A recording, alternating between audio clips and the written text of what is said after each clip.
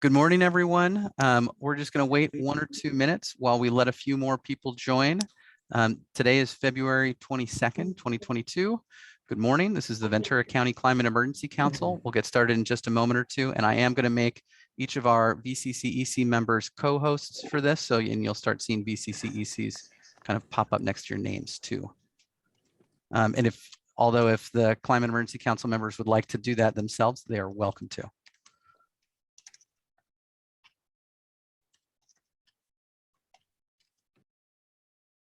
Hi, Clay.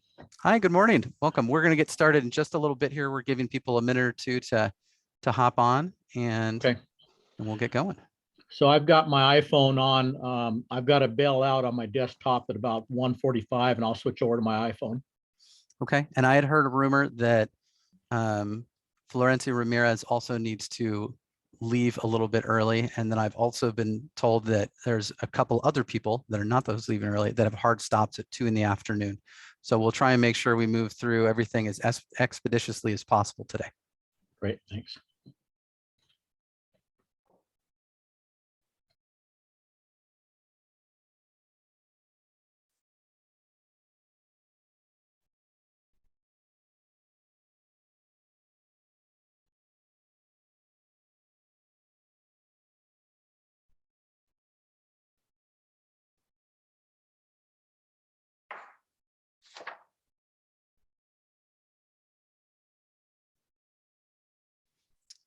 Okay.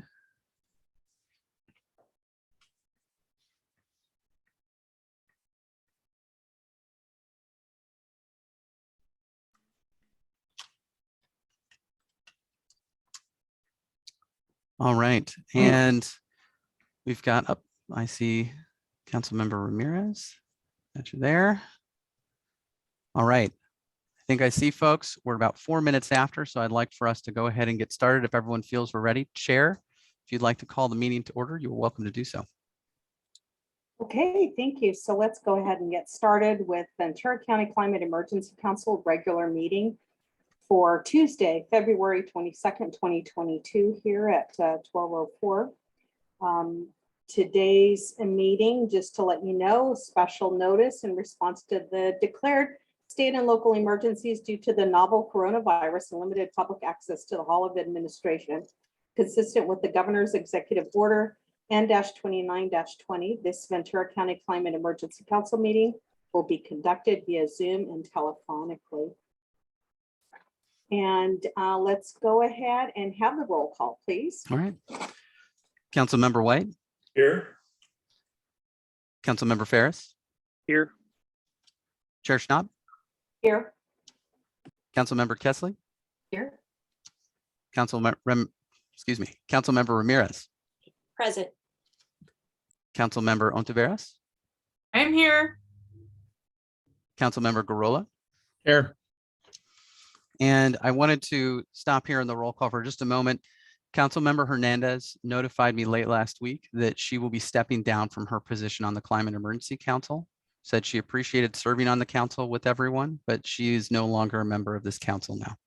As a reminder, Councilmember Ramirez was serving as the Saticoy Community Representative, which is in District 1. Hey, Clay, you said Ramirez and it's actually Hernandez. Sorry, I apologize. I was looking at the wrong lines. Thank you for clarifying. It is Councilmember Terry Lynn Hernandez has stepped down and will no longer be serving as a member of the Climate Emergency Council. Thank you for correcting me. And You're I apologize, Councilmember Ramirez. You're welcome. All right, so we move on to item number 3, Pledge of Allegiance. Wait, there's 2 more people on my roll. Vice Chair Chavez. Here. And Councilmember Baldwin. Here. All right, we have a quorum in attendance. Great, thank you. So let's then move on to item number 3, the Pledge of Allegiance. Councilmember Ontiveros, would you like to do us the favor of leading us through the pledge? Actually, no, thank you. I served in the Army Reserve for 6 years and I'm a disabled vet. And that was a very negative experience for me as a woman. And so I would prefer to pledge my allegiance to the earth and humanity and all of life rather than a flag. Sorry about that. That's all right. So Councilmember Garola, would you like to lead us into the Pledge of Allegiance? You bet. I'll Thank get you. everyone to stand, please. Right hand over your heart. Ready, begin. I pledge allegiance To the flag of the United of the United States of America and to and the republic For which for which it which it stands, stands, one nation, nation, under God, under God, indivisible, indivisible, with liberty liberty and and justice for all. justice for all. Thank you. Thank you. So let's move on to item number 4 on the agenda, the approval of the minutes from the January 18th, 2022 Climate Emergency Council meeting. Do I have a motion to approve? I'll move. Approval. Okay, is there a second? Well, I'll second because Phil took my approval out. Okay, the item has been moved and seconded. And so could we have a roll call, please? Councilmember White, Yes. Councilmember Ferris, Yes. Chair Schnapp, Yes. Councilmember Kessley, I abstain. Councilmember Ramirez, Yes. Councilmember Ontiveros, Yes. Councilmember Garola, Aye. Councilmember or Vice Chair Chavez, Abstain as I wasn't here. Thank you. Councilmember Baldwin. Yes, Motion passes. Okay, thank you so much. And let's then move on to item number 5, public comments for items not on the agenda. Clay, did you receive anything from anyone in the public? I have received no comments from the public. Okay, so this is an opportunity for the public to make comments on items that are not on today's agenda, and we'll go ahead and receive any for those that are in attendance today. You can either raise your hand or take yourself off of mute. And I don't see anyone who has done either one or the other. So with that, then let's go ahead and to move to item number 6, correspondence from the CEO staff on January. Well, no, it's actually the correspondence agenda. I'm so sorry. And so items 6 through 12 are all the correspondence that the group has received on various dates from various council members. Clay, do you want to add anything to that? Nope. And on these items, no specific action is being requested of the council for this item. If an individual has submitted correspondence, they are welcome to make a short comment on it, but we do not have anything specific and no action is being requested of the council. Okay. Are there any council members that want to mention those items that were sent along for all of us to consider reading? No? Okay. All right, so let's move on to the regular agenda item number 13. And that's the resolution authorizing the remote teleconferencing of these meetings. We have to do this in a 30-day period pursuant to Government Code Section 54953, Subdivision E of the Ralph M. Brown Act. And Chair, yes, there was a request by a council member to consider reordering some of our agenda items. And I wanted to just make space for that request to be heard. Councilmember White, did you want to make a suggestion on what you were interested in? Maybe is better equipped to do. Yeah, that's what I was wondering. So if I can make a request to move up the vote later, I don't know what agenda item it is, but I have to leave early this meeting of between 1:15 and 1:30. I can kind of, but I wanted to make sure that I vote. so which one was that? I'm sorry, I didn't hear you clearly. Phil, can you tell me what is the agenda item? I don't know the number, but has to do with the resolution regarding capping of oil and gas wells. And if that could be moved up, then That's item 18. yeah, would have an opportunity to participate before she leaves. Thank you, Daniel. So item 18, if we could have that moved up. For clarification, are you where, Councilmember Ramirez, did you want that to be the very next thing that we do? Did you want, I would actually like it if it's possible to have it right after our guest speaker. right now, the way that things are scheduled is we have two guest speakers. We have one from the presentation from the California Air Resources Board's oil and gas section on methane emissions. Then we have another one from the Sea Frog organization, which is local. And then we currently have the recommendation from the other issues TAC that occurs after that. The things preceding those presentations and that proposal are the resolution authorizing remote teleconference meetings, update from County Executive Office staff, and the request for the VCCEC to approve a recommendation on a climate change education program. So What about this? I would suggest that we move it between 16 and 17, because we probably will be at about 1 o'clock and 1:15. And Councilmember Ramirez, you have a hard stop at 1:30. Yes. So if everybody follows the time limitations, I think we could probably get to it. Because I'd like to hear a presentation before we go to that motion. Yeah. Yes, Thank Councilmember you White. so much.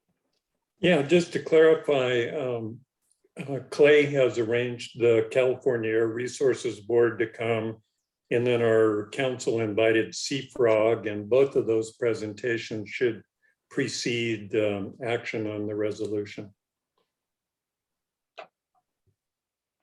So, okay. So is it possible to move some of those items or to move the speakers forward and some of the other kind of housekeeping business to the end?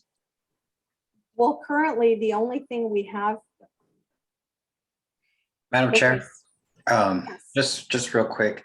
I understand that everyone has hard start times, but by us engaging in this discussion and trying to figure out how to reorganize our agenda, we're actually wasting time. We only have to adopt a resolution that takes a motion in a second and a quick roll call vote. It's only 5 minutes for the CEO's updates. And then we have a quick 20-minute presentation from our council member, Mr. Baldwin. And then we get into 16, 17, 18. So I would just say that if we did want to move something, maybe move 15 after the 16, 17, and 18. But other than that, we should just get going with the agenda. Otherwise, we're just wasting time right now. Okay, I agree with you, Vice Chair Chavez. I think that's the wisest thing to do. So that's what we would recommend, is just moving 15 before the council member comments and future agenda items. So we'll just move that down because that's about 20 minutes.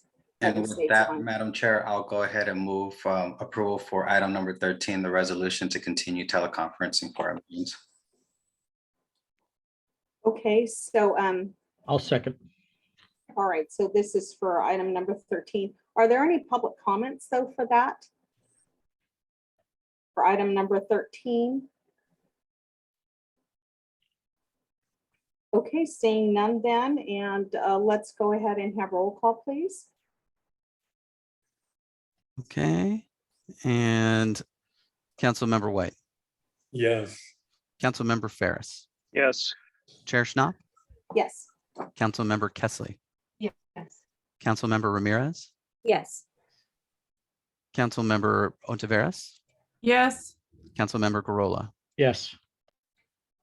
Vice Chair Chavez, Aye. Councilmember Baldwin. Yes. Motion passes unanimously. Okay, so then let's move on to update from County Executive Office staff. And I will keep this very brief. Let's see, just pull this up real quick. All right, so we met with a couple of the TACs. So the agriculture TAC convened on February 18th. Other issues TAC met with me as staff on February 2nd. Also, tree planting program. This group was interested in it before, so I'm going to mention it again. There's a notice of availability for funding for a tree mitigation fund distribution program that's been released by the Resource Management Agency. That's going to close on February 28th.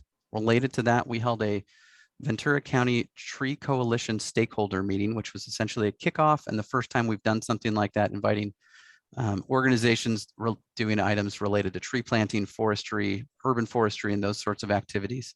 On February 16th, we had a turnout of about 50 people representing somewhere between 20 and 30 organizations. So it was a really great reception to start off with. We'll see where that goes next. Our website redesign continues. And just to make the group aware of it, we have several groups that have indicated that they would be interested and available to present to us.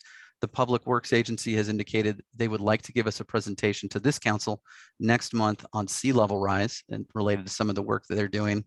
Our Tri-County Regional Energy Network is also tentatively interested in presenting next month based on interest expressed by this council. Gold Coast Transit District is available and they're interested in doing a presentation or possibly hosting for some kind of an in-person meeting, although the logistics on that would have to be figured out. And then I've also reached out to CalGEM through the Department of Conservation. They do oil and gas enforcement and regulation. They had indicated they would be willing to come speak with us as well. And that was after speaking to aerial monitoring and methane individual related to that program, as well as district office staff. So those are some of the things we have available. That is it for my report, unless there's additional information requested. Okay. Let's see if there are any public comments here for this one. You could take yourself off the mute or raise your hand. Okay, seeing none then. Any other further discussion from council members? This is just an update, so we don't have a vote or anything. That is correct. And there's no action needed. And I'm going to being recorded. I'm going to go ahead and make our next agenda item. I'm going to make some of the people co-hosts. People have questions, then they're welcome to. But that's it from staff. Great, thank you. So let's move on to item number 16, because we readjusted there. And this is a presentation from the California Air Resources Board, oil and gas section regarding methane emissions. And we have about 25 minutes.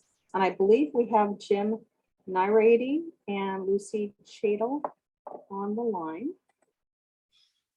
Yes, and so I'm just making each of them co-hosts. If Lucy and Jim would like to introduce yourselves, and with that, also both of you are now co-hosts, and the floor is yours. All right, thanks, Clay. This is Jim Nairady. I'm a manager of the oil and gas section at the California Air Resources Board, and I do recognize Dick Baldwin there on your committee. Hi, Dick. Been a while. It's been a while. Yes.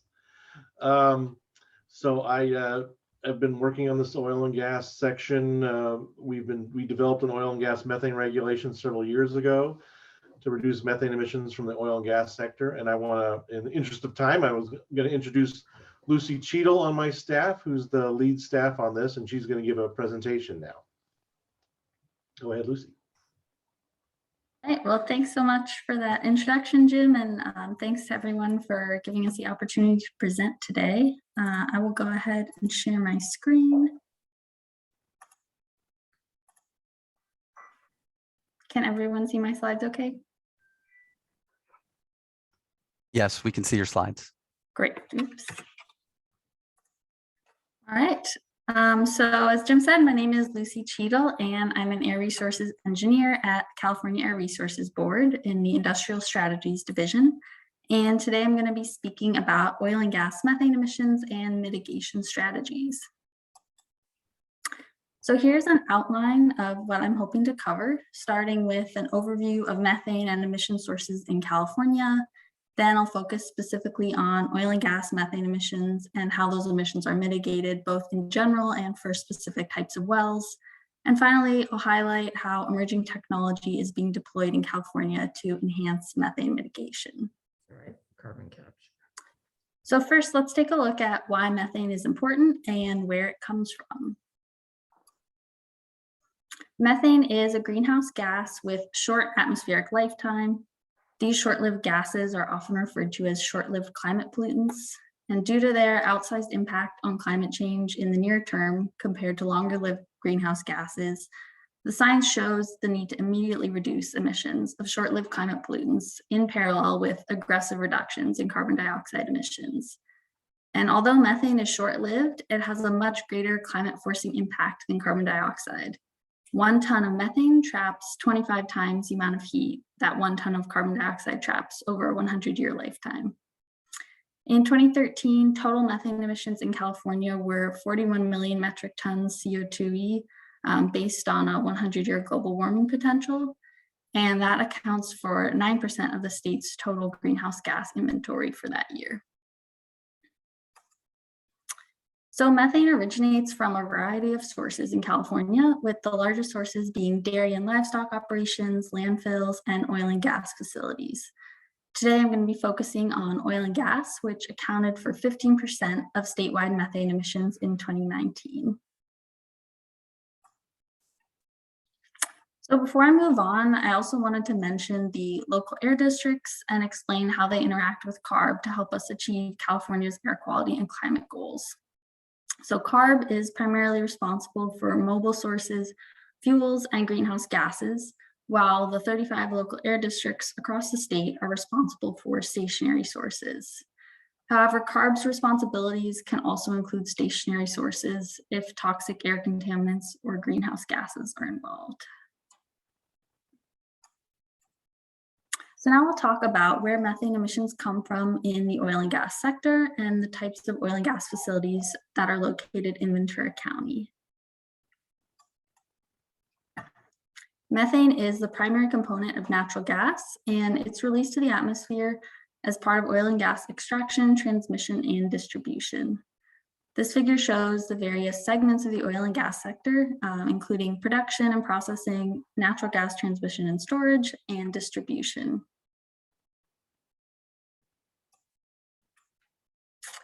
There are a few different types of oil and gas production wells. The terminology can be confusing because sometimes the same terms are used in different ways depending on who you're talking to.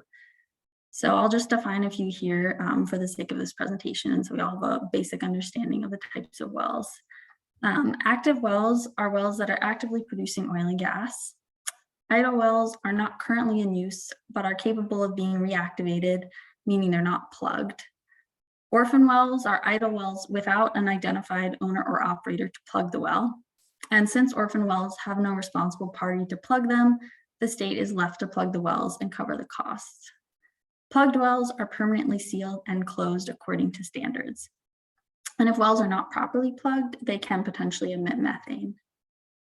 The California Geologic Energy Management Division, or CalGEM, which Clay mentioned earlier, is the agency responsible for regulating the drilling, operation, and permanent closure of wells. They often use the term abandoned to refer to wells that are properly plugged. And I have also heard some people use the term abandoned when referring to orphan wells. So it can be a good idea to clarify if someone means idle or plugged well. Methane emissions from the oil and gas sector are the third largest source of methane emissions in California, making up approximately 6 million metric tons CO2e of statewide emissions per year. And almost 3/4 of the methane emissions from this sector come from natural gas leaks that occur over the 200,000 plus miles of natural gas transmission and distribution pipelines and equipment. And also, you should note that emissions from idle, orphan, and improperly plugged wells are not included in the emissions inventory. So now that we have some context for oil and gas methane emissions in the state, let's take a look at what facilities are in Ventura County. There are around 6,000 oil and gas wells in Ventura, and this map shows where the active and new wells are located. As I mentioned before, active wells are wells that are currently producing oil and gas, and new wells include recently permitted wells or wells in the process of being drilled. There are about 1,300 active wells and 10 new wells in the county. This map shows the 1,900 idle wells in Ventura, which are not currently in use, but are capable of being reactivated. This map of idle wells might also include orphan wells, but the CalGEM database where I got this well info from is not clear about that. This map shows plugged wells, which are permanently sealed, and there are almost 3,000 plugged wells in Ventura. And lastly, there's also one natural gas transmission compressor station located in the county, in addition to pipelines throughout the county. So now I'll cover an overview of how methane emissions from oil and gas facilities are reduced. In California, there are pieces of legislation that require us to reduce greenhouse gas emissions and methane emissions specifically. Starting in 2006 with Assembly Bill 32, CARB was tasked with reducing greenhouse gas emissions, and this was later strengthened and extended in 2016. The legislature also recognized the immediate climate benefits that could be achieved by controlling short-lived climate pollutant emissions.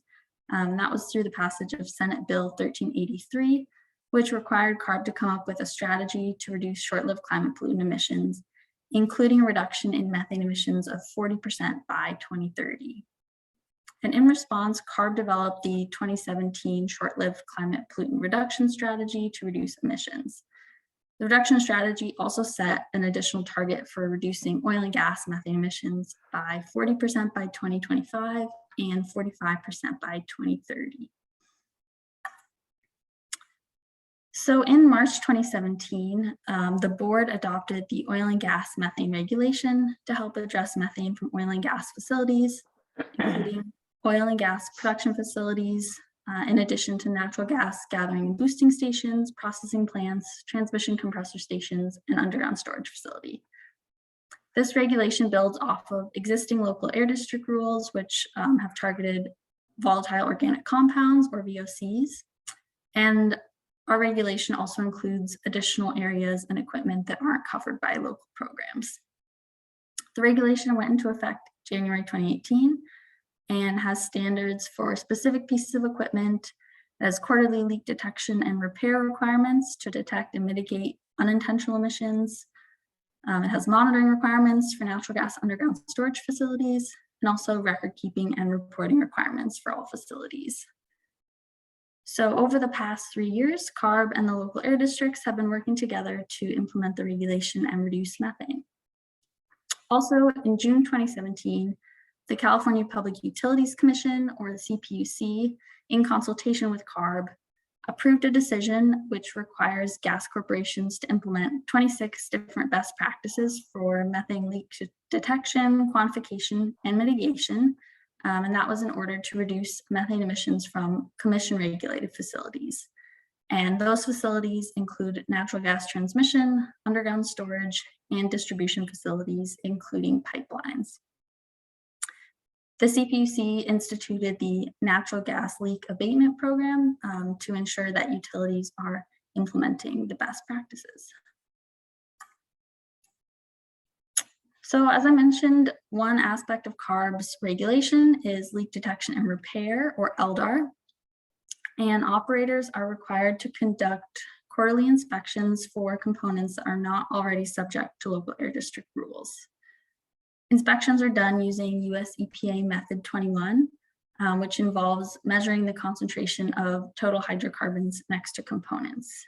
And here, a component refers to things like valves, fittings, and flanges. And any components with concentrations above 1,000 ppm methane must be repaired within a specific time frame. And it's important to note that components at all types of oil and gas facilities can leak, and leaks can't be prevented from happening. But if they are detected and emissions are mitigated in a timely manner, we can reduce their impact.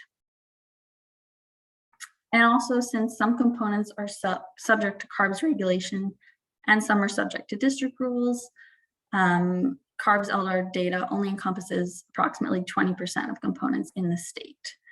About 46% of components are subject to district rules, and about 34% handle heavy oil and are exempt from LDAR from both CARB and district rules due to their very low emissions levels relative to other components that are found either in gas or other liquid service. So here's some LDAR data from our regulation, both for 2018 and 2019. There were about 2 million components in the LDAR program and about 95,000 components in Ventura. In 2018, over 11,000 leaks were found and repaired. And in 2019, over 7,000 leaks were found and repaired. And of those leaks, 156 were located in Ventura County in 2018, and 57 were found in Ventura in 2019. Repair of those leaks resulted in emission reductions of about 5,400 metric tons methane in 2018 and 3,000 metric tons methane in 2019. And about 1% of those statewide reductions occurred in Ventura County.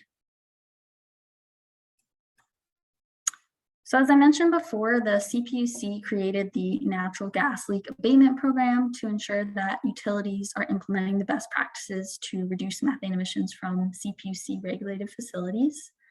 And CPUC publishes an annual analysis of the utilities' leak and emission reports, which have shown that gas utilities appear to be making progress towards emission reduction targets. And CPUC and CARB are currently assessing the reductions that have been achieved.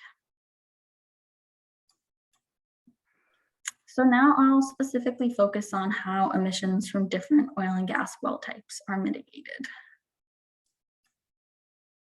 Here are the 4 main well types that I defined earlier: active, idle, orphan, and plugged. Both active and idle wells are subject to either CARB or local air district LDAR. Orphan wells are not subject to CARB or district LDAR since there is no identified operator that could be subject to the rules. Plugged wells are also not subject to LDAR requirements because they're not supposed to leak if they're properly plugged. And plugging wells is very expensive. And in the case of orphan wells, like I mentioned, the state ends up having to pay the costs to plug them. And due to the large number of idle and orphan wells, both in California and in other states, this is a very expensive problem nationally. So to address that, the recent bipartisan infrastructure law included $1.15 billion that can be used for states to plug wells. There are more than 5,000 wells in California that are eligible for this funding, and California was awarded approximately $61 million for the first phase of funding. At the state level, the governor's proposed budget for the 2022 and 2023 fiscal year includes $200 million for CalGEM to plug orphan or idle wells. There's also a $15 million that's dedicated to a well capping workforce pilot for displaced oil and gas workers. In addition to reducing methane emissions, plugging wells can create lots of jobs, and employment gains from plugging wells could help offset some of the job losses from the oil and gas industry. So like I said before, plugged wells are not supposed to emit methane, but some researchers have conducted studies that have found that some plugged wells are sources of methane emissions. So CARB is in the process of initiating a study to measure emissions from plugged wells in California to get a better sense of the magnitude of these emissions in California specifically. The tentative start date for this project is spring 2022. The contractor will first identify plugged wells and then measure emissions of methane, VOCs, and toxic air contaminants from a sample of the wells. And then statewide emissions will be estimated by scaling up the direct measurement data. So methane emissions from oil and gas facilities can be difficult to detect because leaks can occur over large areas, such as the entire pipeline network. Also, emission rates from leaks can vary greatly with time and space. But as technology improves, it becomes easier to detect leaks and respond to leaks as they are detected. So California collaborated with the NASA Jet Propulsion Laboratory for a large-scale statewide aerial methane survey in 2016 and 2017. The study utilized an aircraft equipped with a special imaging camera to identify large methane plumes throughout the state. The survey was designed to cover about 80% of the state's methane point sources. One thing that's important to note is that the detection limit of the technology is quite a bit larger than that for Method 21 LDAR surveys. And that means that this technology is good at finding large leaks, but is not capable of detecting smaller leaks. And during the surveys, 562 large leaks were found across all sectors, including oil and gas. Multiple flights over the same sources showed that individual plumes may be intermittent and difficult to predict, which is why it's important to do frequent surveys. And I did check, and I think in Ventura County, there was a little over 20 plumes that were found during the surveys, and about a third of those were from oil and gas facilities. So since the California methane survey technology was demonstrated to be effective at identifying methane leaks, CARB is now working with partners to deploy the same technology on 2 satellites that are scheduled to launch in 2023. These satellites will help enhance our ability to mitigate methane emissions across the state. Although these satellites can only detect large leaks, they will complement the quarterly LDAR surveys for oil and gas facilities to help ensure that the largest leaks are repaired rapidly. Okay, so I know I covered quite a bit of material in very little time, so I just wanted to briefly summarize some of the key takeaways. First, methane emissions are important because they have an outsized impact on climate change in the near term compared to longer-lived greenhouse gases. Methane is released to the atmosphere from oil and gas facilities during both normal operations and due to unintentional leaks. Ventura County has about 6,000 oil and gas wells, about 2,800 of which are plugged, and 1 natural gas transmission compressor station. CARB's LDAR requirements apply to some of the oil and gas components in Ventura County, while other components are subject to local air district rules.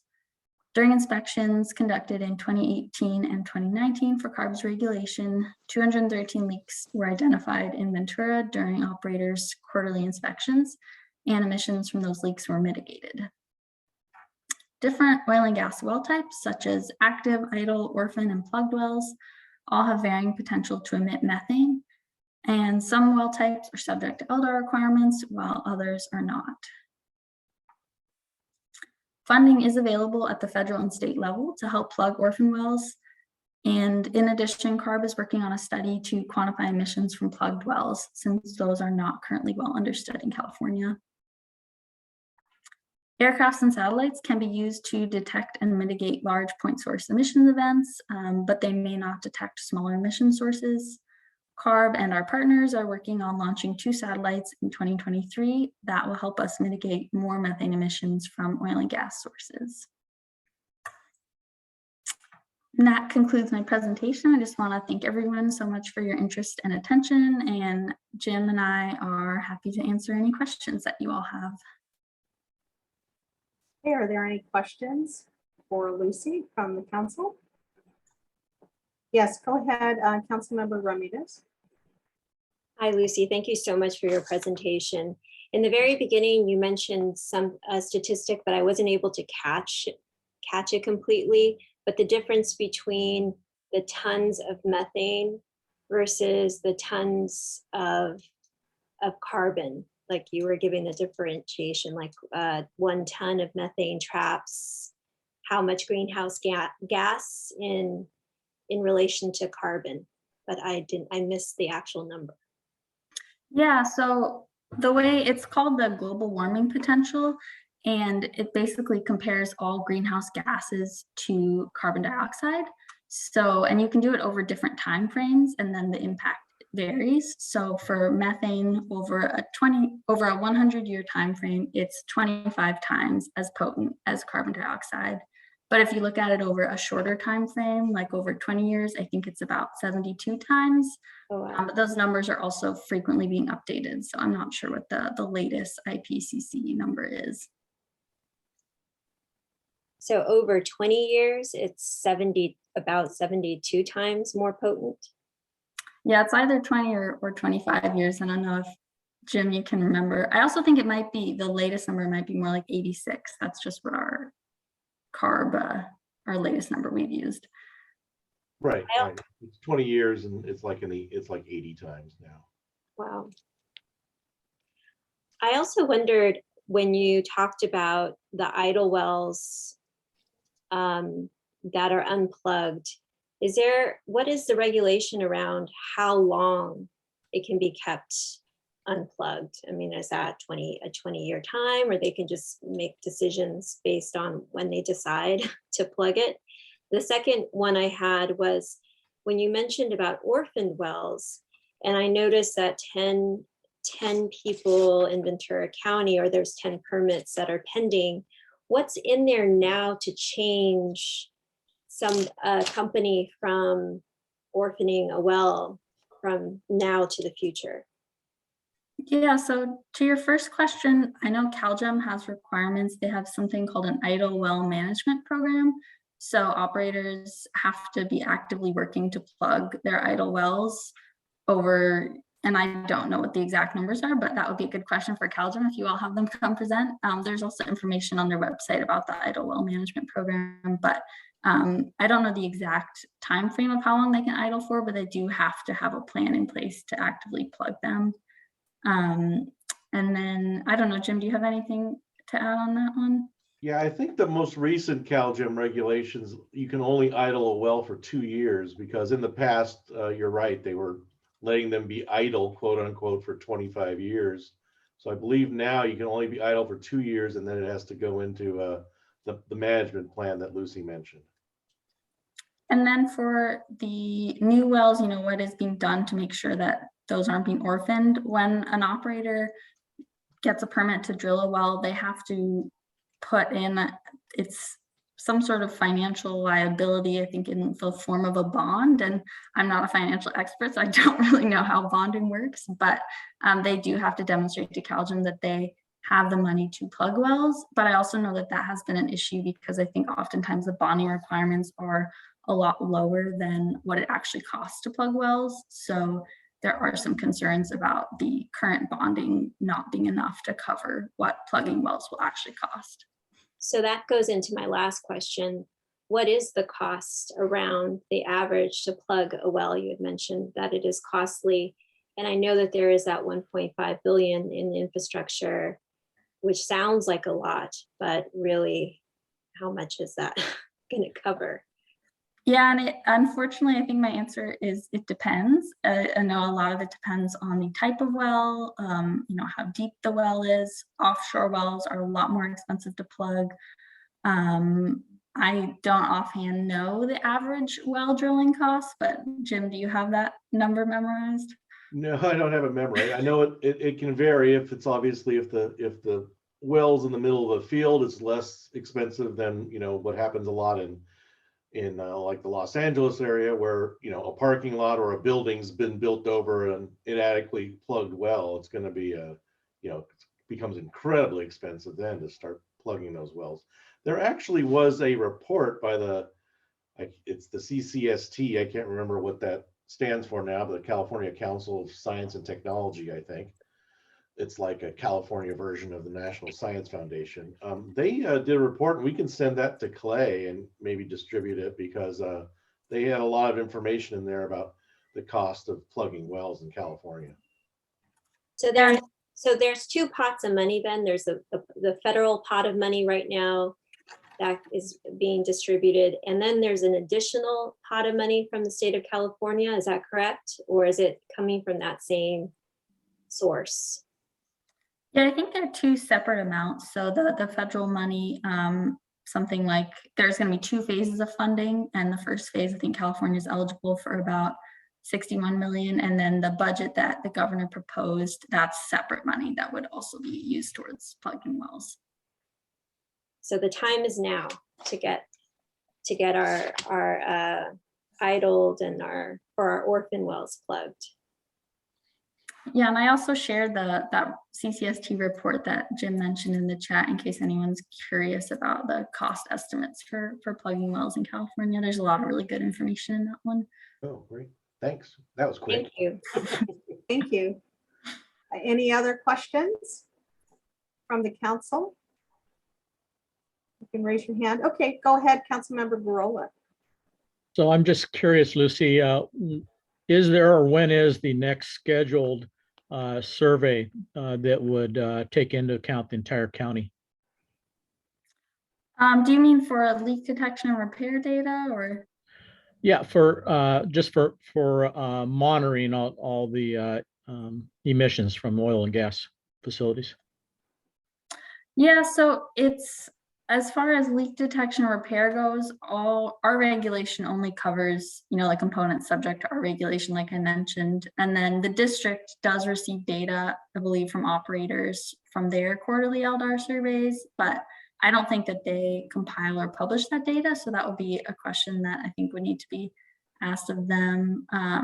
As far as like the flyovers go and the satellite, I think once the satellite is launched, we'll have more kind of continual ongoing data. But that will just be getting the large emitters. So it's kind of a jigsaw puzzle of information. Yeah, I'm not sure if that answers your question or what type of survey exactly you meant. Yeah, so I was looking more of, I think you had a graph that showed 2017, 2018 data. And I was just looking at something like that. It just seems that with more and more recognition and the thought behind being sensitive to leaks, that I would hope and I would think that things are getting better and better with all the oil production. And as companies are sold and new owners come in, it just seems like there's more sensitive and better recognition of trying to cap these leaks. Yeah, and we did actually just recently do some other flyovers around the state to kind of test out the technology that will be put onto the satellite and test out the data stream. And I can't remember if they actually flew over Ventura during that time, but I know that they didn't find any plumes in Ventura during those more recent flights. Good. And I don't think we have any other flights scheduled, but once the satellite is launched, that will at least be collecting those data on the really large emission sources. Yeah, and so that will hopefully be sometime in 2023. Okay, thank you. Okay, any other questions from the council?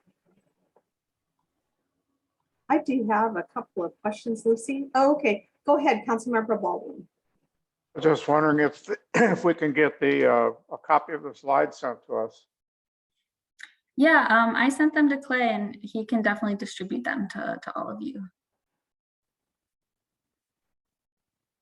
Okay, any other questions, Councilmember Baldwin? All right, so I do have a couple of questions. Lucy, you referred on one of the slides to the federal government, the bipartisan legislation that gives us 1.15 billion and California's share is 61 million. You talked about that those are plugging wells. Are those specifically for orphaned wells, that dollar amount? I think they are, but I'm not positive about that. Jim, do you know? I think so as well, because theoretically, non-orphaned wells would have had the bonding, but like Lucy said, sometimes that's a fraction of what it really costs. But it would be good if you are having a CalGEM person come speak, because they're the ones in charge of putting together the requests for the money, and obviously they're the ones in charge of making sure that oil companies plug the wells or deal with the orphan ones. And then there was, within that same kind of slide area, you had talked about there are 5,000 wells that are eligible in California. Do you know how many of those would be Ventura County?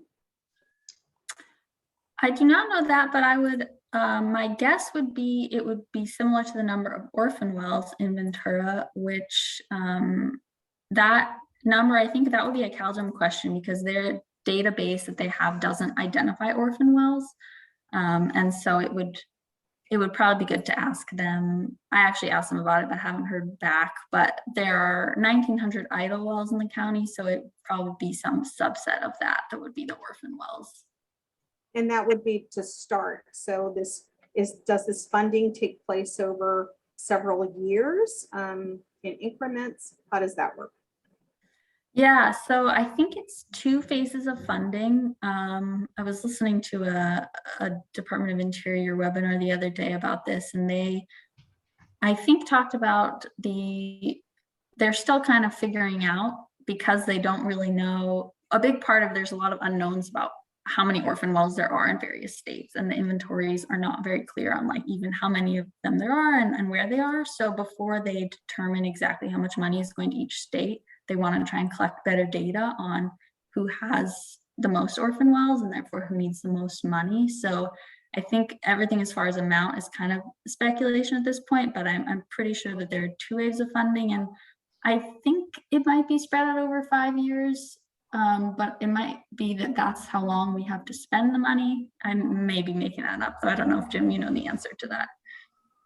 No, again, I kind of, when in talking to the folks at CalGEM, they're pretty much in charge of that. So we're kind of in a kind of track what they're doing kind of mode. But yeah, I highly recommend talking to CalGEM, because when I was talking to them, they were in the midst of doing a lot of this. One thing I will say that we helped them with was in their presentations of, you know, their plans to plug orphan wells or poorly abandoned wells, they will be measuring the emissions before and after they plug them. So that is another avenue for us to see how much methane got mitigated.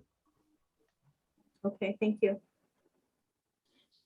Any other questions from council members before I open it up for public comments? Go ahead, Vice Chair Chavez. Thank you, Madam Chair. Thank you, Lucy and Jim, for the presentation and answering the questions. Madam Chair, I don't know if right now, and maybe Clay can, because there was a lot of discussion about CalGEM, I would actually recommend that we bring CalGEM in for our next meeting, just so that they can answer a lot of our questions that were brought up today. I don't know if right now is the right time, or if we should save that for council comments. You know, Clay did mention that earlier as we started the meeting, that he has reached out to them for bringing them in the future for a presentation. Yeah. Okay. So you're tracking things. Okay, thank you. Yeah, thank you. Yes, Councilmember Baldwin. So this isn't exactly on oil and gas wells. So when I looked at the pie chart for the sectors emitting methane, landfills were a lot higher as a percentage than I thought they would be. I mean, we've been regulating them, measuring the emissions and controlling pulling the gases into thermal oxidizers for a long time, like 30 years or so. So that just seemed high to me. Is that's I'm assuming that's the actual emissions, not uncontrolled emissions before they've been controlled by compacting and bending them to thermal oxidizers, correct?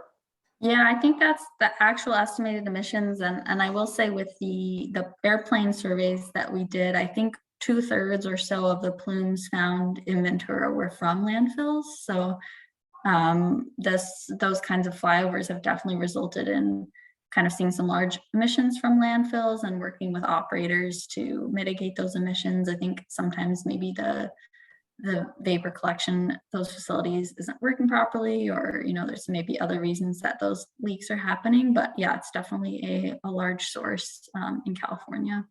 And also I think in Ventura, there are some facilities that have some high emissions. Yeah, so maybe that's an opportunity for ARB to think about tightening up what's coming from landfills if it's that big. Yeah, we definitely have a whole group, you know, who's dedicated to working on that. And I think there's a lot also going on with waste diversion goals and getting a lot of the organics away from landfills and into composting facilities. So there's definitely a lot happening in that space too. Thank you. Okay, thank you. Any other questions from council members? There's not. Yes. This is Sue Hughes. If I could just help with the conversation a little bit about the funding. As I think many of you know, I carry out the Board of Supervisors legislative agenda and platform, and part of that is tracking funding both on the federal and state side. So here's the latest that I know about. On January 31st, the Department of Interior announced the availability of $1.15 billion to states as part of the bipartisan infrastructure law to clean up orphaned oil and gas wells. The funding is the first stage of allocations out of a total of $4.7 billion included for the program. The state of California is projected to be eligible for up to $165.8 million through the program. But all of this is dependent on application guidance that's coming from the Department of Interior that we still don't have. So as that process moves forward, I'll be able to share that with all of you. Okay, thank you. Thank you, Sue. Thank you. All right, any other questions from council members before I open this up for public comment? All right, so seeing none, so let's go ahead and have any public comment on this item. If you would like to raise your hand or take yourself off of mute. So I see Don Price has his hand up. Go ahead, Don. You have about 3 minutes. Thanks. Okay, this won't take long. I just wanted to point out, and Mr. Baldwin can back me up on this and expand on it possibly, but methane is specifically exempt from regulation by the Air Pollution Control District in Ventura County. In fact, any air pollution control district. And that's because it is non-reactive. In other words, it does not react in the atmosphere to create ozone. So it's exempt.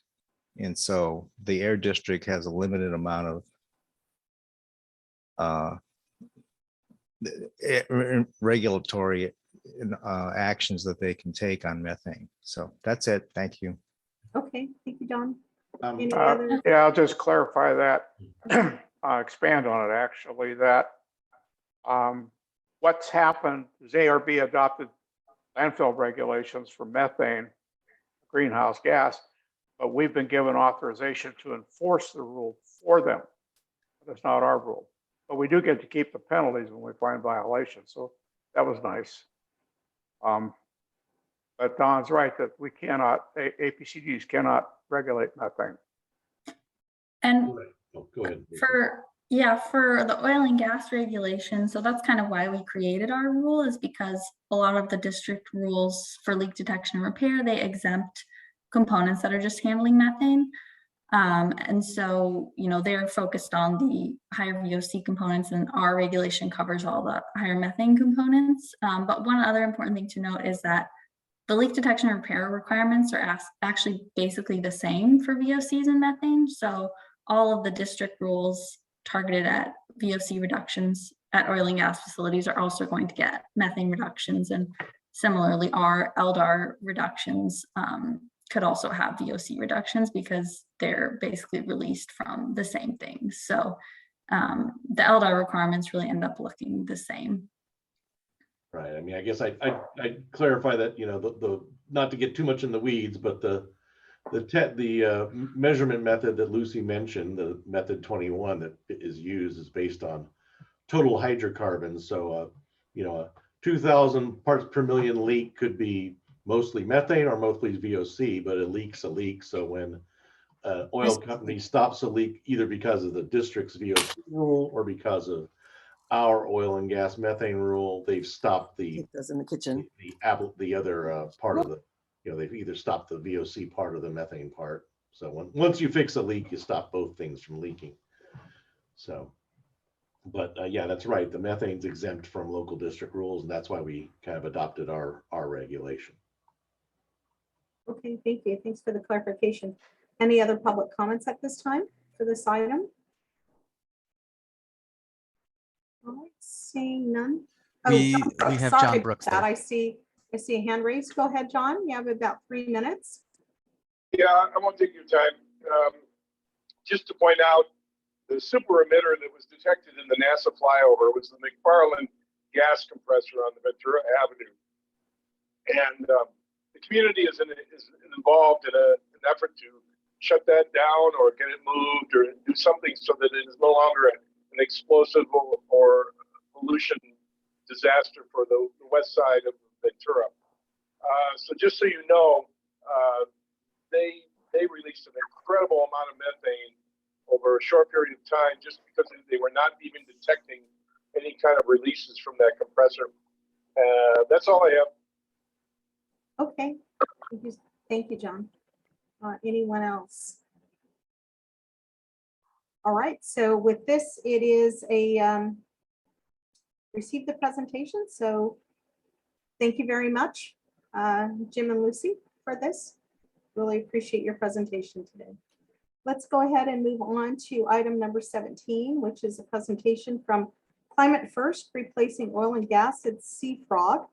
And with that, we have the presentation by Haley Ellers and Dr. Steve Colom. And we have them on the line. Steve or Haley and Dr. Colome, you have the Hello. floor. Thank you for coming and being with us today. Awesome. Thank you, Clay. So hello, everyone. Thank you for inviting CFROC to speak about our research related to abandoned oil and gas wells and methane emission discovery in Ventura County. My name is Haley Ehlers. I'm the program manager at CFROG, or Climate First Replacing Oil and Gas. And Dr. Steve Colome, a CFROG advisor and environmental health scientist, will also be joining me for this presentation in a little bit. So today we'll be discussing the general problem of poorly abandoned and orphan wells, what our research looks like and our findings, what our next steps are, and then I'll hand it over to Dr. Colome to discuss the identification and resolution of methane emissions from these wells. So according to the EPA, there are 3.4 million abandoned oil and gas wells across America. It's estimated that only 1/3 of these are correctly plugged to prevent harmful chemical leaks and contamination, leaving about 60% poorly abandoned. These wells can be located anywhere that oil and gas development has taken place and can be difficult to identify. So wells are generally abandoned when they go dry or they're no longer producing enough resources to be profitable, but they could also be abandoned for reasons like issues that were encountered during drilling or other problems. And the prevalence of poorly abandoned wells is a result of the historic lack of permitting, plugging, and bonding requirements, which we talked a little bit about in the previous presentation. The Interstate Oil and Gas Compact Commission, which is an organization with oil and gas producing state members, of which California is a member, reported over 56,000 documented orphaned wells in 2018, but they also estimate an additional 200,000 to 700,000 plus undocumented orphaned wells. And even this estimation is likely substantially underestimated, according to a nonprofit watchdog in Ohio. And again, those are national numbers. And as you've likely already noticed, I've already used two terms to describe wells in general. And one thing that I hope you take away from this, and Lucy also mentioned, is that the terminology is not consistent state by state, report by report, or even policy by policy. So it's important to be clear about what kind of well you're referring to, which I'll explain more in detail in a bit. But orphaned wells, which are shown on this map, are a subset of unplugged wells for which no owner or operator can be identified. So the historic lack of inconsistency and lack of record keeping also impacted Ventura County. The local history tells a story of an understaffed California Mining Bureau with access issues when it comes to transportation and slow turnaround just based on things like mail. And rules for abandonment here were mostly non-existent until the mid-20th century. And the operators were generally left to their own devices and often obviously prioritize cost over effectiveness of plugging. But eventually the Bureau, with the intention of protecting groundwater resources, required cement to be used in plugging. But this still didn't mean that the wells were sealed correctly. We found repeatedly in our research that insufficient material like paper sacks were used as a bridging material in well bores. And if you'd like me to go into more detail about what a bridge is or what elements are required in proper plugging, feel free to ask during the questions and I'd be happy to go into more of those specific details. So the county's history of persistent oil and gas extraction has resulted in over 4,000 documented plugged and abandoned wells, over 2,000 idle wells. Unplugged and poorly abandoned wells pose significant health, safety, and environmental problems, as we'll dive into. And as the state begins phasing out fossil fuel extraction, we want to just make sure that all infrastructure is being considered, even this legacy old stuff that it's often hard to identify and sometimes even difficult to see when you're just standing on the land. So our research dives into plugged and abandoned, which is a term that's used to describe wells that have been safely and successfully closed, which means that they should no longer pose any danger. But unfortunately, this is often not the case. So our research question aims to answer how many of these dangerous wells are in Ventura County and which should be cleaned up first. So to answer this question, CPRA reviewed the over 4,000 individual well records available by CalGEM to identify those that were poorly abandoned. And then we categorized those for cleanup priority. And this research is important because these wells have essentially been written off by CalGEM as no longer a problem. Just to reiterate, our research is not looking at idle wells, which are currently still open, essentially. And CalGEM does recognize that as a problem, but we looked at wells that are categorized as plugged. So essentially, CalGEM is not dedicating any funds or priority to these types of wells. So first, it's important to distinguish the exact type of well our research is concerned with, and this graphic illustrates the different category levels. First is well status, and I'll just focus on 3 that are often confused. So again, idle wells have not been produced or used in any way in 24 consecutive months, but they're still capable of being reacted. Abandoned or plugged wells, which are no longer in use, they have been sealed and plugged, but to the standard of the abandonment date. That's important to remember. And this research utilizes data from these types of wells as labeled by CalGEM. And then lastly is orphaned wells, which is often used as a catch-all, but technically means, again, unplugged, idle, or abandoned wells for which there's no responsible owner. And as Lucy mentioned, this classification is not delineated by CalGEM, at least not publicly. So you can't go into WellStar, their database, and get a number of how many orphaned wells are in the state. And then the second type is type. So this research considers all wells related to the oil and gas industry. So that includes those that actually produced oil and gas, but also that were used for disposal or other purposes. And then we get into the variables that were defined by this research: abandonment status and cleanup priority. So wells were identified as poorly abandoned if their records indicated that they were abandoned before or during 1953, which is when the American Petroleum Institute published standards related to plugging, and or their records list poor quality materials being used in plugging, which is essentially anything other than sufficient cement. And then those categorized as poorly abandoned were considered for cleanup priority. So we outlined 4 different priorities related to if there was a documented oil spill or gas, or if just a documented problem. And then if those wells are located near a sensitive or environmental receptor, and that could be anything from a housing tract to a creek, a beach, a school, just anything where people or the environment could be affected by a leak. So after reviewing the well records, we found support for the suspicion that a notable number of wells were not properly plugged and abandoned. In fact, 40% cannot be confirmed as properly plugged. 35% were found poorly abandoned, 1.4 were re-abandoned, and almost 5% had no well records available, at least publicly. So it's important to note that the limitations of our research, our findings are based on what's available within well record data from CalGEM. So it doesn't include things like undocumented wells, which could be like a well that was drilled in the late 1800s and wasn't ever documented by anyone, has no record, but is likely out there. It also doesn't include problems that maybe wouldn't be recorded in CalGEM documents. Our research is a historical review of data. We're not looking at individual wells. And obviously, we don't have the capacity to do field research to actually determine that even this 59% are not leaking anything, including methane. So it's really exciting to hear about CalGEM's upcoming research on that. That'll be really interesting. So of the 1,538 poorly abandoned wells, 68% were plugged before or during 1953. And although it's clear that the API standards didn't actually mean that all wells were properly abandoned, because we found 485 wells that were categorized as poorly plugged due to method. And these span from abandonment years from 1955 to 2019. These wells have documentation that indicate insufficient materials, incomplete abandonment records, and or any other major issues.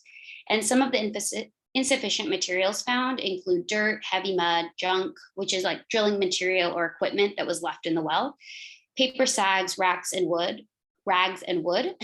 This doesn't mean that the entire well was plugged with these insufficient materials. Often it was in tandem with cement, but it's still not up to modern standards.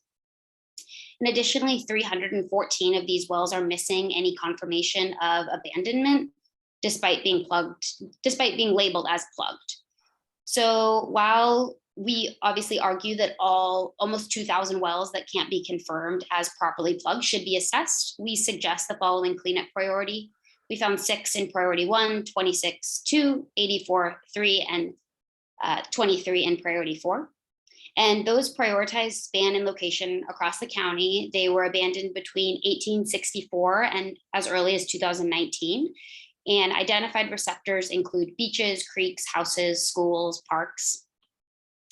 And while it's clear that this is a major problem, generally, it's important to look at an individual problem well as a case study to begin to understand the historical, social, economic issues that each of the wells represent. So I'll just review one case study here. This well is located in Lemonwood Park, neighboring Lemonwood Elementary School in Oxnard. The well was drilled in 1959 to just over 9,000 feet, and it was plugged and abandoned in 1969 and then redrilled in 1970. It was left idle for years until 1988, when an environmental inspection of the property found that the well cellar was full of fluid and the fence around the area was in need of repair. The owner at the time, Dual Petroleum Company, was notified to correct these deficiencies and clear the spill around the tank. But after nearly 3 years and a quitclaim process, there was actually a new owner within those 3 years, Chevron, and the new owner, Chevron, decided to fully abandon the well in 1991. And one document dated April 5th, 1991, it was written that the area did not pass surface inspection because the soil was still contaminated. And although there are no documents reporting that the soil contamination was resolved, this site did eventually pass surface inspection in 1994. This well shares ground with an elementary school, as you can see, and that elementary school was established in 1981. So according to the documents, children were around the seeping oil of this well, barely protected by a broken fence, for 13 years. In 2020, Lemonwood Elementary student enrollment was 98% minority, majority Hispanic Latinx, and ranked in the bottom 50% of all schools in California for overall test scores. The census tract that this well is located in has a higher pollution burden than 81% of all other California tracts. And this case is a clear example of the often prolonged process of cleaning up poorly abandoned wells and introduces the socioeconomic element of environmental justice communities, which are communities often of color and low income that endure disproportionate share of environmental pollution and degradation. So just next step for our research, we will be exploring all of the environmental risks in putting together an assessment for Ventura County communities. And that will result in an interactive map. So you can check out where your house is in relation to some of these issues. And then we'll also be doing a policy and regulation review, likely looking at what other states have done, states that are more on top of the ball than California is at this point in addressing this issue, and then giving some recommendations both at the local and state level. And then I expect the final report to be completed April or May of 2022. So again, if anyone has any questions about our research specifically, feel free to reach out. And I will now pass it over to Dr. Colome, who's going to share his screen. And before I share my screen and give this presentation, Clay, do you want to recalibrate? Because I know you have some people who are leaving and you do have a good resolution to start with. Do you want to, I'm going to be talking about a lot of unknowns. And I think you could probably proceed with your discussion based on what you heard from the California Air Resources Board and the excellent presentation from Haley. I will say that in both cases, the Air Resources Board is focusing on current operations, and Haley's data is based upon public records. I was going to go back historically through the 200 years of oil drilling in Ventura County and identify a number of the really critical unknowns, but I'm not sure that that's essential at this point to your deliberation. So I'll leave it to you in terms of what your timing is. Thank you, Dr. Coleman, and thank you, Haley. So this would really be a question to the council. Would you all like to hear some more detail and go in more depth, or knowing that there are some constraints associated with people's schedules, would you like to move to the next item? If you do that, you're not really going to have the opportunity to have Dr. Coleman come back unless it's perhaps on another day or something like that.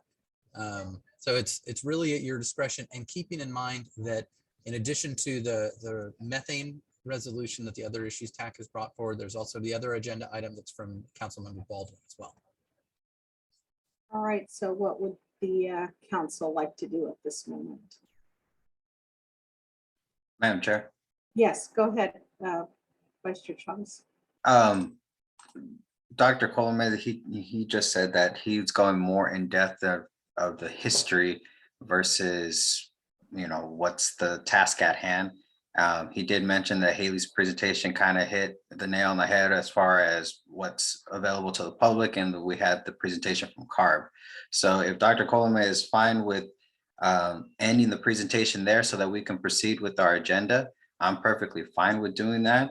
And then we can try to see maybe on the future agenda to bring him back.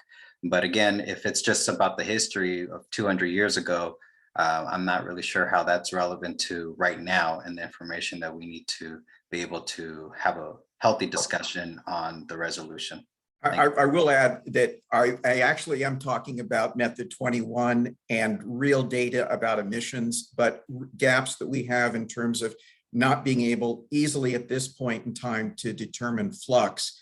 But this is complicated enough that, and I wouldn't mind at all coming back in if you have CalGEM in, because what I have to say has a lot more relevance to CalGEM's current efforts, as well as the Department of Energy in identifying emissions from poorly plugged, unplugged, and orphaned wells. I appreciate that.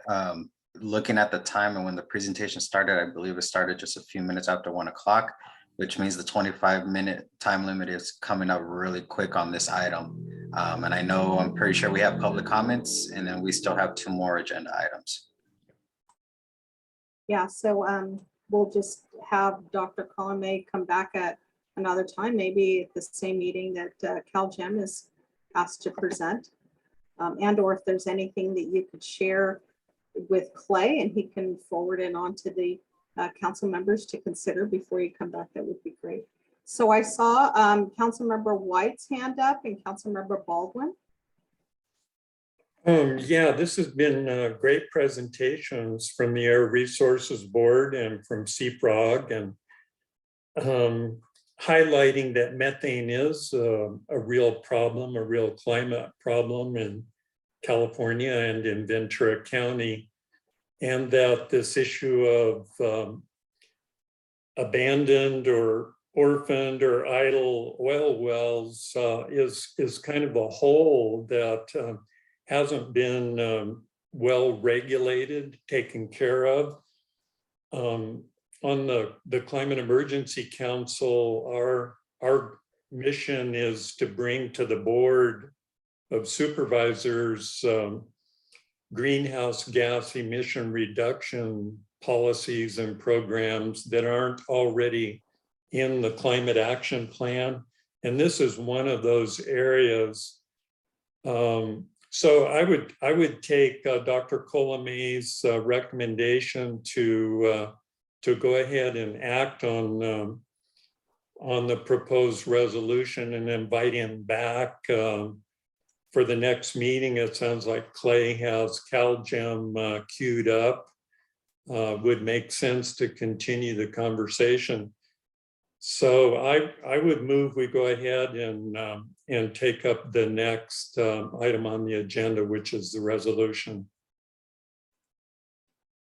Okay, so there's a move to do that. I think though with, there was a hand up by Councilmember Baldwin, but you made a motion, so I think we have to consider the motion, Clay, if we need to consider a motion at this time.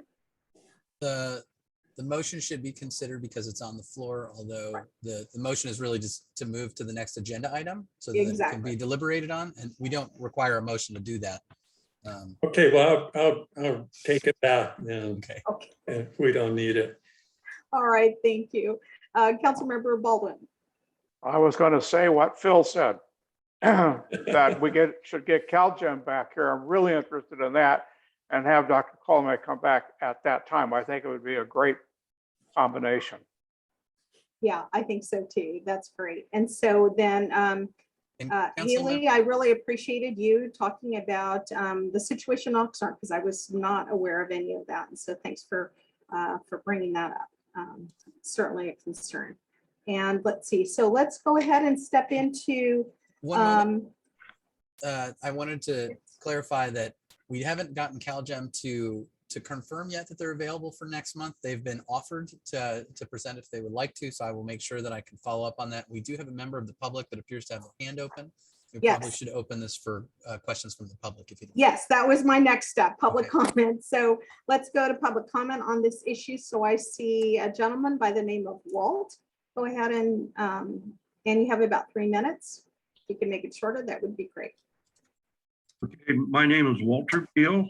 I'm a retired from Division of Oil and Gas and Geothermal Resources for several years. Auger is now CalGEM. The agency was rebranded as CalGEM in 2019 to focus on increasing oversight of the oil and gas industry, including idle well management programs. The CFROG as an organization should not be considered a subject matter expert on the oil and gas industry's regulatory practices. This organization lacks the credentials, background, and expertise to provide a factual, unbiased report. In fact, CFROG is a nonprofit organization under investigation by the Fair Political Practices Commission for engaging in campaign activity, failing to comply with election laws, and violating tax laws. The Fair Political Practices Commission is an independent, nonpartisan commission that regulates campaign financing, conflicts of interest, lobbying, and government ethics. It is responsible for the fair application, interpretation, and enforcement of the Political Reform Act. CFROG skirts the boundary of campaign ethics as a nonprofit that receives taxpayer-funded grants and engages in electioneering for candidates and issues. I urge this body to be more discerning with the voices they elevate in the program it devotes resources to. Thank you for your time. Okay, thank you, Walt. I do see a hand up from John Brooks and then Kathleen Wheeler. Yeah, what he just said is totally wrong. We have paid a small fine for not disclosing some private funding that was used in the campaign against the oil and gas industry, which has a $1.3 million war chest that they're going to attempt to influence the voters in Ventura County come June 7th. They're trying to roll back the common sense environmental regulations that the Board of Supervisors passed. That's number one about the FPPC fine that we paid. It's like $1,000 or something. The very small thing you could do just for not disclosing that the private money was being used. So that's that. His tirade against our organization neglects the fact that we have retired CalGEM geologists on our advisory board. We have the guy who is going to speak today, the most respected air pollution control expert in the state. who is one of our main advisors. We have all sorts of professionals that do the study. If you listen to Haley's presentation and you thought that was amateurish, go ahead and vote against CFROG. I'm just so sick of this oil company stuff. They try to slime everybody and run their way. So that's my comment. Okay, thank you, John. Let's go to Kathleen Wheeler and then Eric Crow. With all due respect to this, Walt, I think that if the oil and gas industry were coming to the table with clean hands, it might be one thing to criticize CFROG. However, they are on thin ice in terms of the public's trust of them, anyone who's watching, when they spend $1.5 million to reverse a Board of Supervisors decision to handle the permitting process for oil wells in a consistent and public health oriented fashion. Okay, thank you, Kathleen. And then we go to Eric. Yeah, good afternoon, everybody. My name is Eric Crow, engineer, project manager in the oil and gas sector for about 15 years now. First, I thank you guys for your efforts here in trying to reduce local and state greenhouse gases. I think it's important for my kids, for my family, for all of us. So you guys have an opportunity to do some meaningful work here in the county to meet our climate reduction goals. So thank you, guys. I also think the council's evaluation criteria template that you guys have approved is also a good way of doing that and meet those objectives. I believe that this will help the CEC and Board of Supervisors evaluate what programs will have the biggest impact while taking other objective factors into considerations. I think listening to the CFROG's presentation, I think I would please urge this council not to advance any programs or advance any policies or programs relating to the oil and gas industry without first consulting CalGEMS, who are our state regulatory board. They are the experts. So I urge you guys to please, before any decisions are made, reach out to CalGEM. I would also urge the committee to have a certified petroleum engineer review CFROG's final findings and report before making any final resolutions or decisions. They made some interesting comments, but I don't believe they're petroleum experts. So I would just ask for transparency's sake, please reach out to a third-party petroleum engineer to review their findings and their means. So on that, thank you for your time, and it's been a good presentation so far. Thank you. Okay, thank you. So with that, I believe those are all the public comments. If there are any others that have raised their hands, would like to take themselves off of mute.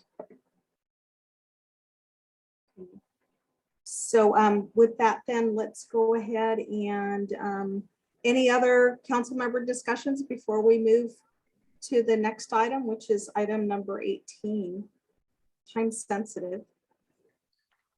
Any other discussions?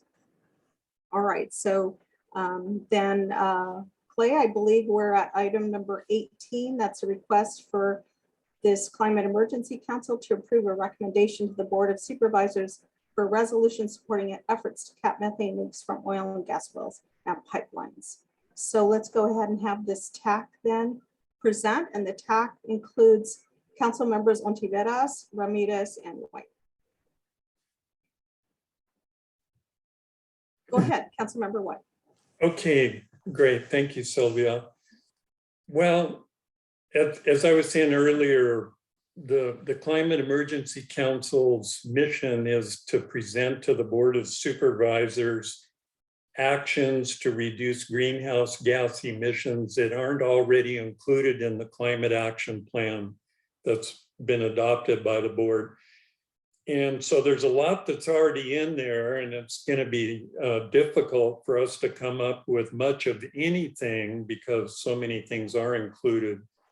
But this area of abandoned, orphaned, pick your word, oil wells that may be leaking methane, a very powerful greenhouse gas emission, is one of the areas that's not in the climate action plan and that has not been well addressed across the country. And the evidence of that is the fact that both the federal government and the state of California have committed hundreds of millions of dollars of the federal government, more than $1 billion to capping these leaking wells. We know that Ventura County, as a major oil producing county, has thousands of wells. Nobody has good data as to how many may be leaking, but based on comparisons with the rest of the state and the country, it seems likely that Ventura County does have them. The resolution that our TAC has come up with is not a complicated one. It's asking the Board of Supervisors to go on record recognizing the issue of methane from oil and gas operations, and expressing an interest in potential funding that may become available from the state and the federal government, even voluntary funding from the oil companies themselves or property owners who have abandoned oil wells on their property. So it's an uncomplicated resolution. I presume you've all read it already and read the evaluation, addressing the evaluation criteria that have been established. I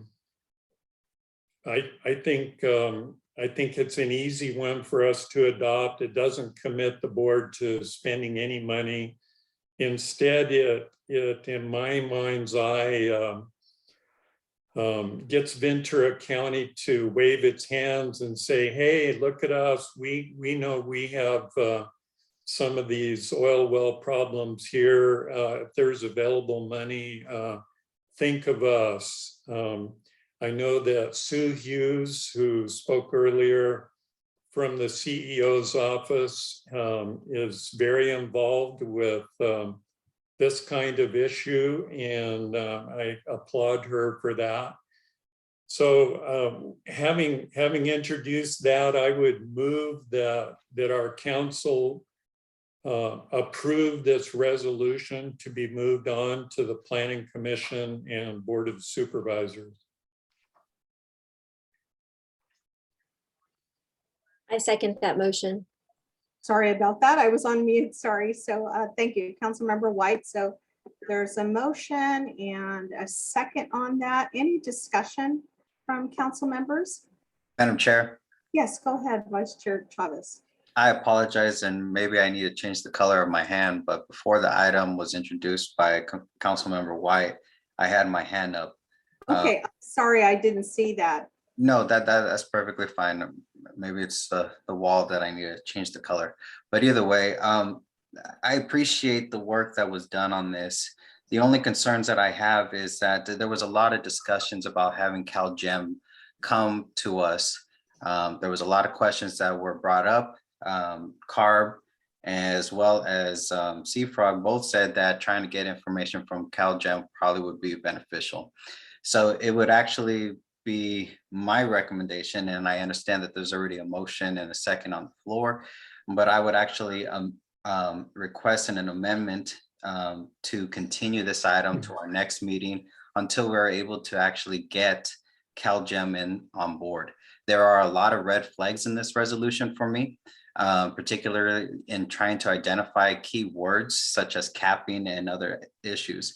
There's also a lot of open statements that were in the resolution that, in the lack of a better words, are more fantasy oriented versus factual. or visionary, I should say. So again, it would be my recommendation that we continue this item to our next meeting. Again, I understand the motion in a second is already on the floor, and I plan on voting against that motion. It's not me being against, a resolution to support trying to have healthier air quality and protecting our students and our families and our communities. I'm well aware of the issue in Oxnard, and particularly in South Oxnard, where I grew up and I continue to live, especially at the Linwood School. That has been a challenge that the city of Oxnard has been dealing with for a number of years, going back and forth. So that is not something that is new. But again, this resolution, as Councilmember White said, that it is very straightforward, but at the same time, it leaves way too many red flags and open-ended questions for me. It is not clear, it's not concise, and I believe it goes against what the criteria tech put into place. And I understand we did not adopt the criteria tech evaluation. We just are using it as a guide. There was no formal vote on adopting that and making all the techs follow it. But it would be my recommendation to continue. And if we can't, then I will be voting no on this motion. Thank you. So with that then, Clay, I know we faced this at another time of this Climate Emergency Council, that there was possibly like an alternate motion. And so we needed to deal with the alternate motion first before going back to the original. So, and that would be my request for clarification from Councilmember Chavez. Were you making a statement that unless it can be continued to another meeting that you'll be opposing it, or are you recommending are you proposing an amendment to the motion that's on the floor? Unfortunately, there's not really a way for me to amend the motion that's at hand, because it's not trying to change the language. It's just trying to continue this item until we're able to hear from all sides. Again, we had CARB and CFROG both present. A lot of the questions, they kept referring back to CalGEM. And I think it would be appropriate to allow CalGEM to provide information, and we ask questions of them. So it's not necessarily a secondary motion, because again, I can't amend the resolution. It would just be my comments are saying that I can't support this motion. Thank you. So then the amendment actually could be that you would, it wouldn't be an amendment, it would be an alternate motion that says that you'd like to continue this, the discussion on this resolution to another time after CalGEM and the others come back for presentation. Unfortunately, there can't be two competing motions. It can only be an amendment. So at hand right now, we have the main motion from Councilmember White. This is the deliberation portion of that motion. And then, depending on how that vote goes, but at this time, I can't support this. Thank you.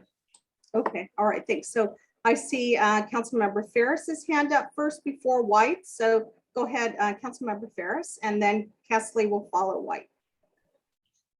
All right, thank you.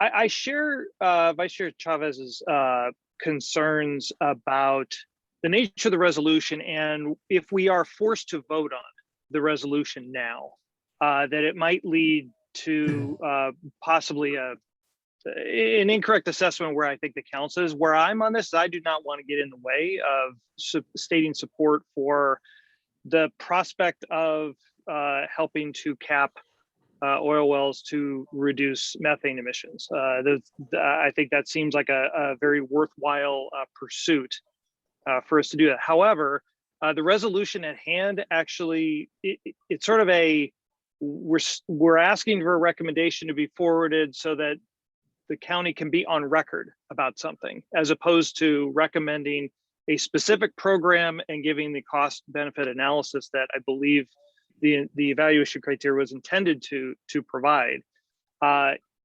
What I'm concerned with is that if that's what the council spends a lot of time evaluating and forwarding to the board, that may be all we do in the future, is a series of resolutions that have no cost. They do not implement or recommend the implementation of a program and don't actually get to the reduction of greenhouse gases that we're here to help the board evaluate. My preference would be that it would be moved to a future meeting where we could have additional information from CalGEM, as well as potentially more quantification as to what a program might look like and its effectiveness in any cost against that, so that we can actually see what the prospective greenhouse gas emission reduction would be if implemented. Those are my comments. If we are asked to vote, I don't know where I'll be yet, but I wouldn't be supportive of it. I might abstain or vote no. So I leave that commentary to the rest of the council. Okay, thank you, Councilmember Ferris. So I see Councilmember White and then Councilmember Kessley. Go ahead. And then Councilmember Garola. Okay, thank you. Well, certainly there's a potential opportunity here for Ventura County, and that's to go on record, as Mick said, go on record, have the board go on record supporting capping leaking oil wells in Ventura County. I can't imagine that any of the board members would be opposed to doing that. Time is of the essence.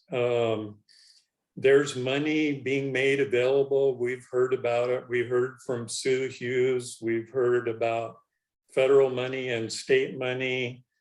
If LA County Board of Supervisors says we want all that money for LA County, and Ventura County doesn't act because the Climate Emergency Council kicked it down the road another month or two, that Ventura County could lose out on getting its fair share.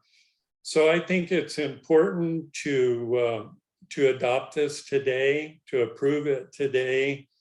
I want to address what Mick was concerned about. I'm concerned about it too, and that's doing an accurate quantification of emission reductions.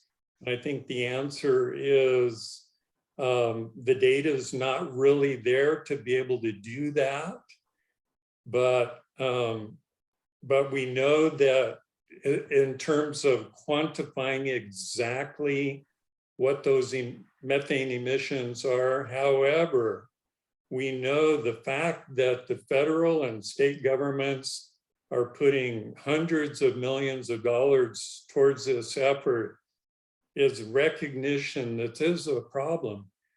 And I think if our council's gonna start acting on making recommendations for doing something to reduce greenhouse gas emissions in Ventura County, this is the first one that we have to do that. I think we should do it and move forward.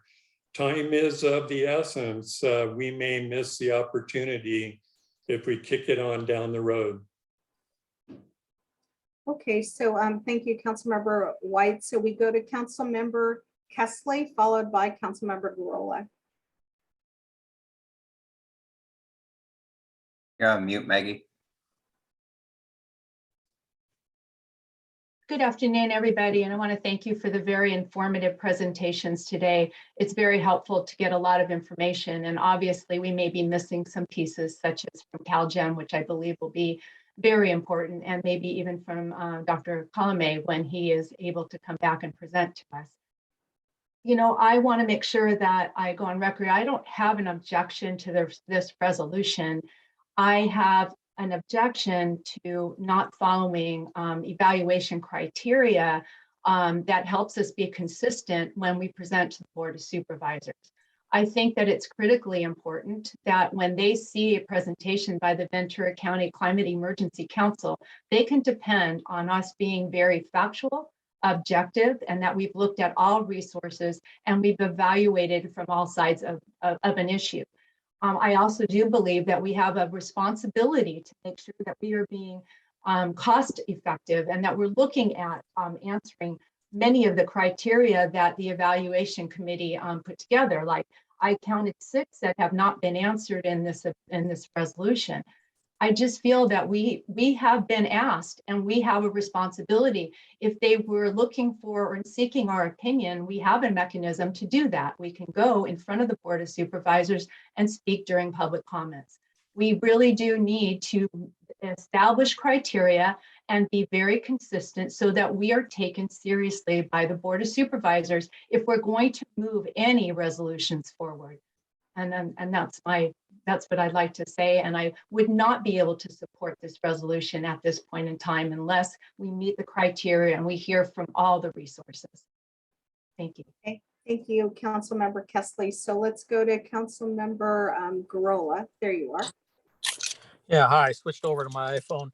I apologize. I have not had a good chance to evaluate the information as submitted. So I'm not ready to vote on it. And again, I agree with most of the other committee members that I don't believe have seen all sides of the information being presented. So I would definitely vote no, just because I haven't had a chance personally to do a good evaluation of the information. So, and just as a point of, I guess, inquiry, maybe Clay or whoever else is on the Robert's Rules of Orders, I believe we can have a secondary motion on top of this to table the motion, I think. Clay, do you want to respond to that? Typically with most motions, if someone were to do it, you can create a secondary or you can create a proposed amendment to the motion. But as I think what Councilmember Chavez was saying is this one is a fairly specific motion being done. So that amendment would be somewhat limited. But if there is a suggestion of making a secondary or amendment or some other approach, then folks can do that. Councilmember Garola, do you have anything there? No, I'm done. If we need a motion to table, then I'll do that. But we'll wait and see if the maker pulls it off. Clay, I know that you went off screen here, and I see Councilmember Ferris, your hand up after Councilmember White. So I just want clarification though. So hang on tight just a moment. So go ahead, Clay. If the council wishes, I can certainly take the time to look up actions that are available to you. And it wouldn't be Robert's Rules of Order because that is not what the board uses. The board and this council uses those that are adopted by the board. And they deviate somewhat. I could look that up, but everyone would be stuck here waiting for that. So if there's something specific that the council members want to do to either advance the voting or consider alternative action, then I strongly recommend that you discuss that amongst yourselves rather than having me kind of waste everyone's time looking up those alternatives and reciting them to you. Okay, so let's see. I saw Councilmember White's hand up and then Councilmember Ferris. Thank you, Sylvia. I want to respond to Maggie's comment regarding the evaluation criteria. Included in the packet was a complete analysis of the evaluation criteria that she and Mick put together. I think they have all been addressed. 1A, 1B, 1C, 1D, 2A, 2B, 2C, 2D. 3A, et cetera. It's a pretty complete analysis of those evaluation criteria. So I think we've done our due diligence on this. I do acknowledge that nobody is sure about the specific quantity of emissions of methane from leaking oil and gas wells. But other than that, we know there are some. There is this opportunity for Ventura County to say, hey, look at us. If you're going to spend money capping oil wells, we would like you to spend some of that money here. I think this is a smart thing to do to move forward with it. Okay, thank you. And let's go back to Councilmember Ferris as well. All right, thank you. Just as a note again, I think that the Councilmember White is correct that there was an evaluation of this particular recommendation. This recommendation is merely a resolution to say we're in favor of something, not to recommend a program to which we're seeking funding so we can assess how the reduction of greenhouse gases are. That is the purpose of the resolution of the evaluation criteria. So that's what I would have recommended that get done. We saw in the previous presentations, there were general estimates of how much methane was a result of leaking wells. We have an understanding potentially, or at least an estimate, doesn't have to be accurate, it just has to be directionally correct, of how much it would cost to cap a well properly. That would give us a sense of how much the reduction would be per dollar spent to actually go ahead and do that. That is what we need to do so that we can assess what the actual impact of it is. So my recommendation is that additional time is used in order to bring that back. Coming back to the second part, which is Councilmember Garola's understanding, my understanding is that a motion to table is in order of any motion that is presented to the council. It is a privileged motion. It is one that is therefore non-debatable and gives the council or any legislative body the understanding of being able to take that motion and move it off the table and bring it back at another time. So if someone does want to make a motion to table, I would believe that would be in order. Okay, so let me go back to Councilmember Garola. Let's see, you are, there you go, you're off mute. There you go. Yeah, sorry, I have problems with my iPhone here. So I'll go ahead and make a motion to table this. Oh shoot, brain fade here. To table the motion until our next meeting. Chavez was second. Okay, so we have an alternative motion. I guess that's what it would be. Clay, should we go ahead and have our roll call then? What I think is important, just really quickly, is that CalGen is not going to be here at our next meeting. So we're tabling it to the next meeting without any new information. CalGen has been invited and they have not responded with an alternative date.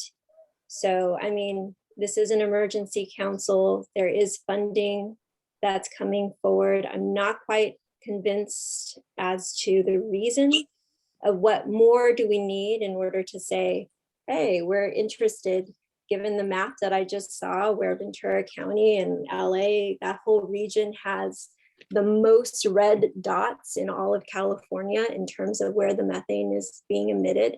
So, you know, to raise your hand to say, we're interested in the funding, I don't need to know if it's $1 million to cap each one, or if I need to know if it's $5 million to cap it. All I know is that we need to cap them. We need to cap them properly if they're not capped. And clearly this is the window of time that's open for that money to fall into the place of the path of least resistance, because we are not the only communities who will be asking for this money. So, you know, it really is going to go to the places who really are making it, who are inviting it in. And so this is the invitation, essentially, that's how I see it. This is the invitation to say, we are interested in getting a piece of that pie that is very much needed in this area that is releasing methane. And I don't need to know if the one on the corner at Lemonwood, what exactly it's leaking in order to know that something needs to be done.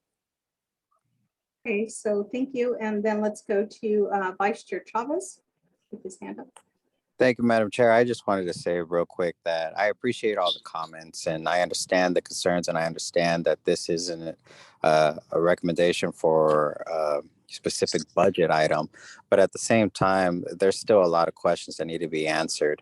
We can't go on a whim of just saying, well, we got half the answers, let's go ahead and just take some type of recommendation action. just so that we are hopefully will be able to get money by taking this action.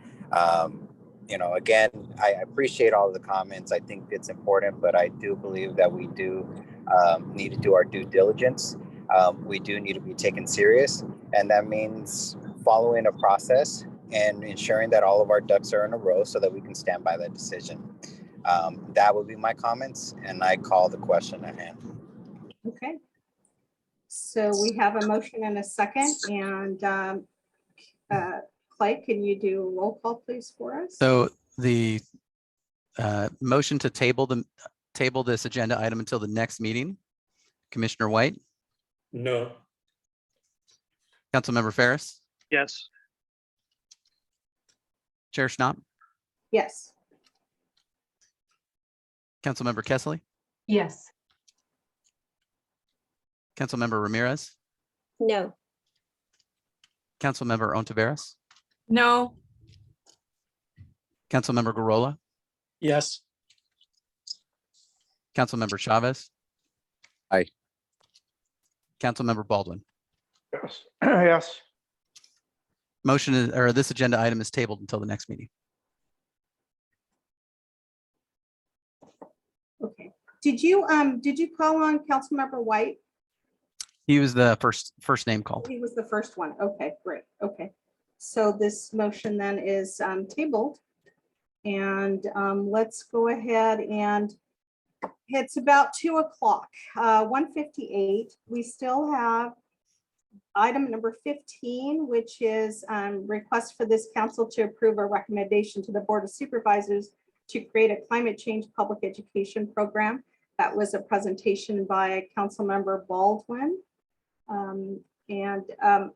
do, Councilmember Ramirez, I see your hand up. Did you really want your hand up? I didn't know if you had taken it down and put it back up.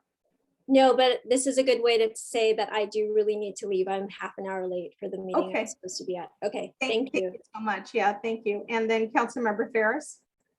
Yes, unfortunately, I also have to leave at the top of the hour, but I did want to mention one thing in which with Councilmember Baldwin's presentation, I had worked with him and Clay, and I want to thank both of them for taking the presentation that he did have and to try to really press on adding details with respect to the evaluation criteria. I think Councilmember Baldwin can attest that I pressed him on that, and you don't have to be perfect, but I do think it did provide some healthy quantification, at least of the benefits of the program. So I want to thank both of them for the help. Okay, thank you. So my recommendation is that Councilmember Baldwin, do you mind moving your presentation to the next meeting? Do I get to be first? I can't guarantee it, but we'll put you first on the list. Yeah, Okay, super, thank you. I should be ready by then. All right, thank you. And you're so kind. Thank you so much for doing that. Councilmember Ferris? Go ahead. And also, I guess in closing on that, I had offered to spend some time with Councilmember Baldwin in the preparation of that to try to give my sense of it. I'm happy to do the same with Councilmember White or others with Clay's help, just to kind of make sure that a lot of that information can be presented here to address some of the evaluation criteria things of what I was discussing. So happy to help if that's needed. Thank you so much. Councilmember Baldwin. Just to follow up on that comment, thanks to all the little bubbles and stuff that he and Nick and Clay put in. When I was air pollution control officer, I was used to filing 2-page, maybe 3-page board letters. This thing was like 29 pages and probably growing. I've never dealt with a letter this long, but then that was the Air Pollution Control Board, not the Board of Supervisors. So it's a different world maybe, but Nick was very helpful and so was Clay in putting it together. So I think it's a pretty complete package. Okay, thank you so much. All right, so moving on then to item number 19. Anything that anyone wants to present here? So Councilmember Kessley, I see your hand. Yes, I also had a hard stop today at 2 p.m., so I'm going to have to exit out the meeting. Thank you. Okay, thank you. For anything else that was recommended to get onto future agenda items, we do have a couple of folks. We have Dr. Colomay and CalGEM, and then Councilmember Baldwin's presentation, and this resolution, I believe, is what we have. Okay. Any other comments? Yes, Councilmember White. Sylvia, the other issues TAC is also interested to bring forward a proposed program that deals with existing CO2 emissions from buildings. That is also not a part of the climate action plan. Maybe there's not going to be room for it, but we're working on that and hope to bring that forward to you. And we're certainly willing to work with Mick or whomever in filling any concerns that he may have on the evaluation criteria. And hearing from CalGEM, that would be great. CalGEM unfortunately is very underfunded to do all the well capping in the state of California. One more announcement. We are 3 on the other issues tax, so we can have 4 people on a tax. So if someone wants to join us, we do have that vacancy. All right, thank you for the reminder. Okay, anything else from other council members? All right, so then we will adjourn until our next meeting, and that would be in March, I believe. Do you have a specific date, Clay? Yes, the next meeting of the Climate Emergency Council will be March 15th, same time as usual, 12 noon to about 2 in the afternoon. All right, super. Thanks, everyone. Have a good 2/2/2. Bye. Thank you. Thank Bye. you. Have a great day. Thank you, you too.